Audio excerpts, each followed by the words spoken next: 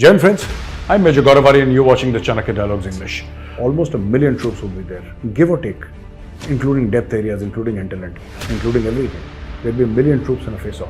Why? Why is this required? If his statements make any difference to you, he will do his best. This is how fifth generation warfare is fought. You impact a person's economy. Jai Hind friends, I'm Major Gaurav Arya and you're watching the Chanakya Dialogues English. Like this video, subscribe to our channel and don't forget to press the bell icon. Friends, my sincere apologies for not recording and releasing a video yesterday. The entire team of the Chanakya Dialogues and Chanakya Forum was extremely busy in some work and we just could not, morning till evening. In fact, till night, we were extremely tied up. There was stuff to be done and we were busy doing it, so we could not bring a video to you. My apologies. Now, friends, we've got a whole bunch of things lined up for you. The moon mission Chandrayaan-3 has been extremely successful and, there are congratulatory voices coming from all over the world. Pakistan is saying that well done, etc., etc. But there are also some dissenting voices from Pakistan also. It does not matter for a country that does not have a moon mission or does not even have a space agency. Soparco is not a space agency. It is just a retirement ground for retired major generals of the Pakistan army. So there is nothing much that Soparco does. So I don't think they meant any offense and none was taken from here. So let's forget about Pakistan for today. Now, coming back to news, Prigozhin has been killed and he was the guy who was heading the Wagner group. He was flying on a plane. The plane mysteriously crashed, killing 8 or 9 other people who were with him on the flight. And, this has a history to it. This man was brought up by, in many ways, his career was launched by Putin himself. He was in prison, he came out, he was a great chef, he started a restaurant, Putin ate at his restaurant, loved the food, he gave him contracts for state banquets, and this guy came to be known as Putin's chef. He was Putin's chef, and as Putin's chef, he had, access to the corridors of power. And since Putin is the big boss, being Putin's chef is not a small thing. I mean, in Russia, it means that you have access to power. Now, in the American elections, the last American elections, this man had put an entire system in place by which, using social media, they interfered in the Russian elections. Prigozhin was the man who was behind it. And then the Wagner Group, of course, carried out operations. Wagner Group was a covert arm of the Russian state. Funded by the Russian state, they would do stuff that the Russian state did not want to do. They would do things that, no government would want to be associated with, things which violated human rights, things which were almost criminal in conduct. And, then the story goes on. And through the Ukraine war, they fell out and he actually wanted to attack Moscow and so many things. And then he turned back and now he's dead. And here is a list of people that we are showing you on the screen with their names and their faces of people who have crossed Putin and crossed the Russian state in the past and met with very scary ends. These people have been assassinated on the orders. People say, I don't know, people say on the orders of Vladimir Putin, they've been assassinated. Okay. Now, news from Pakistan is that their rupee has crossed 300. It is trading at 300.4 paise to a US dollar.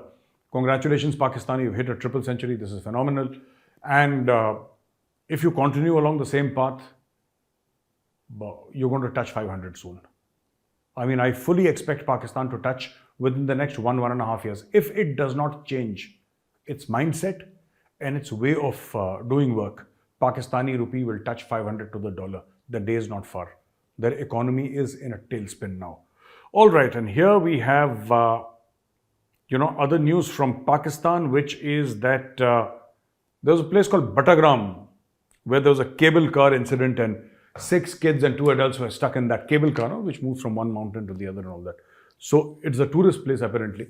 I didn't know there were tourist places in Pakistan, but Battagram apparently is a place that is slightly remote but popular with a certain segment of tourists, and they had gone there and they got stuck. And the Pakistani army went into action and the Pakistani army rescued the kids. Now, there are 2 things, first of all. This isn't a big deal. First of all, okay, if you feel that Pakistani army has done a good job, just congratulate them and that's it. The way Pakistani television anchors were, it was like they were singing for their salaries. It was so shameful. They were singing for their salaries. Oh, the Pakistani army, they're the saviors of Pakistan. And there was this lady TV anchor, she had tears in her eyes.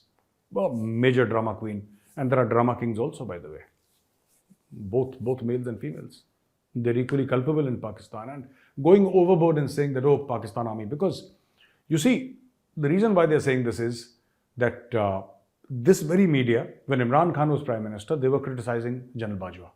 Not in so many words, but they were not fawning all over, and they were like, they would pass one odd comment against the military. But now, everybody has surrendered. The Pakistani media has surrendered in front of the military, and they know that bad things happen to those who oppose the military. Look at Arshad Sharif, shot dead in Nairobi. Look at Imran Riaz Khan, disappeared, nobody knows where he is. So, people know what's coming. If you do not praise the Pakistan, if you don't cry yourself hoarse praising the Pakistan army, this is what happens. So, but you know, this guy Kakad, who is the Prime Minister, he actually went on television and he said that, you know, this Battagram operation happened because of your prayers and all that. So, he's again trying to play the Islamic card here because of prayers. And no, you should sack the guy who put up that cable car in the first instance. I mean, why? Accidents happen in India and there is instant accountability, you know. Here, everybody's going hoarse just praising the Pakistan army. They're falling over each other saying that, no, I am more loyal to the Pakistani and you're less loyal. So all this is happening. Anyway, here is another news. You know what happened about the Hindenburg report and how the Adani shares collapsed, right? And Adani was the second richest man in the world and suddenly he came down. Now, George Soros, good friend George Soros, that old crook. Now, he plans, you know, he's got these various subsidiaries and he's got these various NGOs. He's that typical NGO kind of a guy, George Soros, you know. He's a billionaire communist, if you know what I mean. We have a lot of them in India also, not billionaires, but certainly millionaire communists. So, George Soros says that George Soros backed group says that they're going to expose Indian corporates and Indian companies. So they want to expose Indian companies. So they'll try something funny like they did with Adani. And all the Indian companies that were celebrating Adani, the fall of Adani, or not the fall, but the downslide of Adani shares and the beating that the Adani group took. Now George Soros is coming for you. So the best thing is, close your ranks and give this old guy a beating of a lifetime. That is what he deserves. When I say beating, I mean, don't let any of his statements make any difference to you. He will do his best. This is how fifth generation warfare is fought. You impact a person's economy. You see, what happens is that they understand that there are cracks within us as a people. Now, Gautam Adani, if he was the world's second richest man, anybody would have been extremely proud that, hey, an Indian is the second richest man. But no, there is a crab mentality here. You pull down the person who's going up. So a lot of people celebrated, a lot of politicians celebrated. Those politicians who had taken money from him also celebrated. And they said that, no, he is very close to the government. He's very close to Modi. Good that he's coming down. Politicians are good with everybody. And businessmen are good with everybody. It is the nature of a politician to meet people, and he will meet people. He's a public figure, or she's a public figure. Any chief minister, any prime minister, any minister will meet people. So, I mean, big deal. But here, Hindenburg gave a report, and it hammered Adani like hell, and Hindenburg did not have to prove anything to anybody in a court of law. They just said something, it was a report, and Indians got so excited. Indian media houses got so excited. Certain Indian YouTubers, former journalists, kicked out of their jobs, got so excited that they were waving the report that this has happened to Adani, this has happened to Adani. So, Adani is climbing back. Now, George Soros and his gang are coming after the rest of the Indian corporates. And it will have a domino effect if we let it. So be aware, don't celebrate each other's destruction. Celebrate each other's victory. That's how you prosper and move ahead as a nation.